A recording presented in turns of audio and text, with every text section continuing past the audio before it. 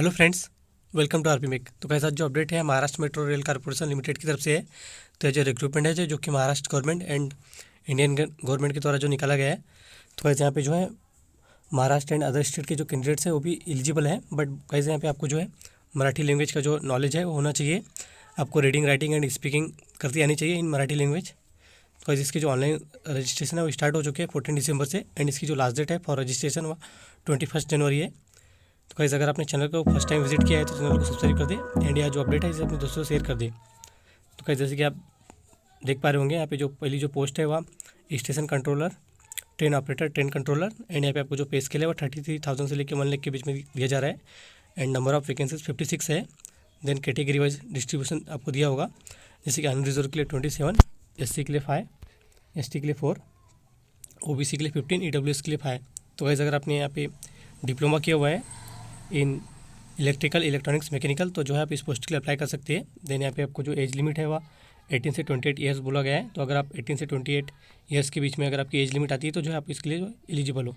Then यहाँ पे आपको जो रिक्वायरमेंट है फॉर दिस पोस्ट, तो आपको सभी पोस्ट में ये सेम जो है मराठी लैंग्वेज इसेंशियल बोला गया है। तो आपको अगर नॉलेज ऑफ मराठी लैंग्वेज, आपको रीडिंग, राइटिंग एंड स्पीकिंग आती है अगर मराठी लैंग्वेज में, तो आप इस पोस्ट के लिए जो है अप्लाई कर सकते हो। देन नेक्स्ट जो पोस्ट है वह सेक्शन इंजीनियर की है। तो यहाँ पे जो पे स्केल है 40,000 से लेके 1,25,000 के बीच में है। तो यहाँ पे जो नंबर ऑफ वैकेंसीज है 4, अनरिजर्व के लिए 3, OBC के लिए 1। तो अगर आपने BTech किया हुआ है इन इलेक्ट्रिकल ब्रांच तो जो है आप इसके लिए अप्लाई कर सकते हो। देन नेक्स्ट जो पोस्ट है वह सेक्शन इंजीनियर की है। यहाँ पे 1 वैकेंसीज है फॉर अनरिजर्व। तो अगर आपने BTech किया हुआ इन IT कंप्यूटर इंजीनियरिंग में तो जो आप इसके लिए इस पोस्ट के लिए जो है अप्लाई कर सकते हो। देन नेक्स्ट जो पोस्ट है वह सेक्शन इंजीनियर इलेक्ट्रॉनिक्स के लिए है। तो अगर आपने 4 ईयर डिग्री किया हुआ है अभी BTech in electronics and telecommunication, तो जो है आप इस पोस्ट के लिए अप्लाई कर सकते हो। यहाँ पे टोटल 5 वैकेंसीज है, अनरिजर्व के लिए 4, OBC के लिए 1। आपको सेम एज लिमिट है सभी पोस्ट के लिए। देन जो सेक्शन इंजीनियर मैकेनिकल के लिए है यहाँ पे आपको जो 1 वैकेंसीज देखने को मिलेगी जो कि अनरिजर्व के लिए है। एंड यहाँ पे अगर आपने BTech किया हुआ है इन मैकेनिकल ब्रांच से तो आप जो इस पोस्ट के लिए अप्लाई कर सकते हो। देन नेक्स्ट जो पोस्ट है वह जूनियर इंजीनियर के लिए फॉर इलेक्ट्रिकल। तो यहाँ पे 8 वैकेंसीज है, अनरिजर्व के लिए 4, OBC के लिए 2, SC के लिए 1 एंड EWS के लिए 1। तो अगर आपने 3 ईयर्स डिप्लोमा किया हुआ है इन इलेक्ट्रिकल ब्रांच तो आप इस पोस्ट के लिए जो अप्लाई कर सकते हो।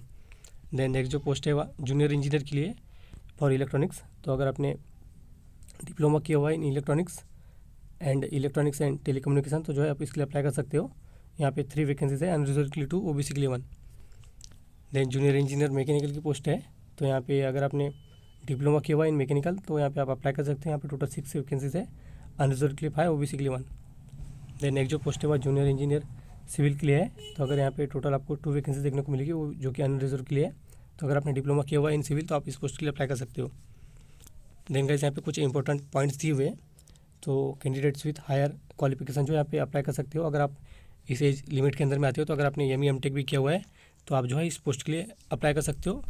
बट आपको जो है एज लिमिट जो 18 से लेकर 28 ईयर्स के बीच में आपकी जो एज है वो आनी चाहिए। एंड गाइस, यहाँ पे आपको जो है अगर आप फाइनल ईयर में है तो आप इसके लिए अप्लाई नहीं कर सकते, क्योंकि यहाँ पे आपको जो है जब आपका सिलेक्शन हो जाएगा तो आपको जो है आपकी जो प्रोविजनल सर्टिफिकेट या डिग्री है उसको आपको वेरीफाई करवाना होता है। तो यहाँ पे जो फाइनल ईयर कैंडिडेट्स है वो अप्लाई नहीं कर सकते, बट जो अभी पास आउट हो चुके हैं वो जो है इसके लिए अप्लाई कर सकते हैं। तो यहाँ पे जो फ्रेशर जो है वो एलिजिबल है। तो वैसे यहाँ पे आपकी जो जॉब लोकेशन रहना है यहाँ पे पुणे या नागपुर बोला गया है, या अदर भी जो इनकी जो प्रोजेक्ट है अगर एनीवेयर इन इंडिया अगर वर्किंग में है तो आपको उस प्रोजेक्ट में जो है जाकर के वर्क करना होगा। देन यहाँ पे आपको जो मिनिमम एजुकेशनल क्वालिफिकेशन है वो तो मैंने आपसे शेयर कर दी है। देन यहाँ पे आपको जो जॉब प्रोफाइल है वो भी आपसे शेयर कर दी गई है। देन बात करें सिलेक्शन प्रोसेस की, तो आपको जो सिलेक्शन है यहाँ पे online CBT, psycho test and personal interview के द्वारा जो है किया जाएगा। देन यहाँ पे आपको जो सिलेबस इनकी जो वेबसाइट है वहाँ पे आपको देखने को मिलेगी। तो बात करिए जो ऑनलाइन आपका जो CBT होना है तो उसका जो यहाँ पे कुछ थोड़ा बहुत जो है बताया गया है CBT के बारे में। तो जो CBT है वह 3 पार्ट में ली जाएगी आपकी CBT। जो पार्ट 1 है आपको इसमें मराठी लैंग्वेज से जो है आपको क्वेश्चन पूछे जाएंगे, टोटल 15 क्वेश्चन होंगे।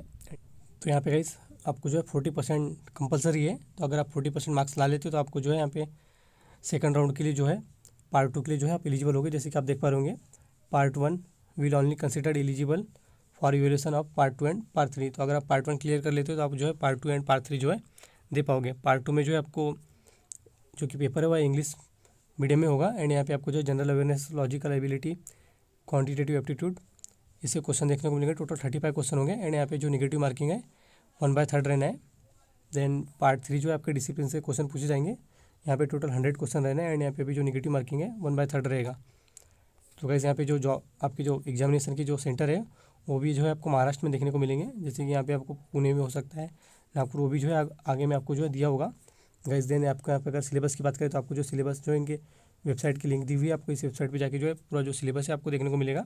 इसकी भी जो लिंक है आपको डिस्क्रिप्शन बॉक्स में मिल जाएगी। देन यहाँ पे आपको जो है श्योरिटी बॉन्ड फिल करना है। बट वैसे कोई ज़रूरी नहीं है आपको, अगर आप ये फिल भी कर देते हो तो आपको कुछ इससे कुछ होने वाला नहीं है, क्योंकि ये जो जॉब है परमानेंट जॉब है। बट ये आपको ज़रूरी जो है आपको फिल करना होगा, क्योंकि अगर आप जॉब छोड़ देते हो तो आपसे जो है 2 लाख रुपीज़ जो है आपको उनको देना होता है।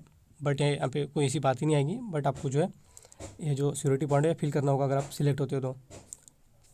देन यहाँ पे आपको ट्रेनिंग एंड प्रोबेशन के बारे में कुछ दिया हुआ है। तो आपके साथ यहाँ पे जो है 2 ईयर्स की जो है ट्रेनिंग या प्रोबेशन पीरियड में आप रहोगे। देन आपको जो है परमानेंट कर दिया जाएगा। देन यहाँ पे आपको जो है एज रिलैक्सेशन के बारे में बताया गया है। तो जो कैटेगरी वाइज एज रिलैक्सेशन है वो दिया हुआ है। देन बात करें एप्लीकेशन फ़ी की, तो जो अनरिजर्व OBC एंड EWS है उनको 400 रुपीज़ जो है एग्जामिनेशन फ़ी करनी है application fee. And 150 for SC ST and women candidates. Then यहाँ पे आपको जो अप्लाई करने के लिए इनकी जो वेबसाइट है वहाँ पे जाके अप्लाई करना है। इसकी जो लिंक है आपको डिस्क्रिप्शन बॉक्स में मिल जाएगी। तो यहाँ पे जो है गाइस आपको ऑनलाइन ही अप्लाई करना है।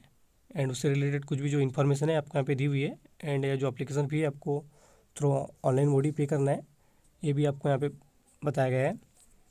एंड यहाँ पे आपको कुछ और इन्फॉर्मेशन, जैसे कि आपका जो ऑनलाइन टेस्ट है वह पुणे, मुंबई, नागपुर, औरंगाबाद में जो है आपके एग्जामिनेशन सेंटर रहेंगे।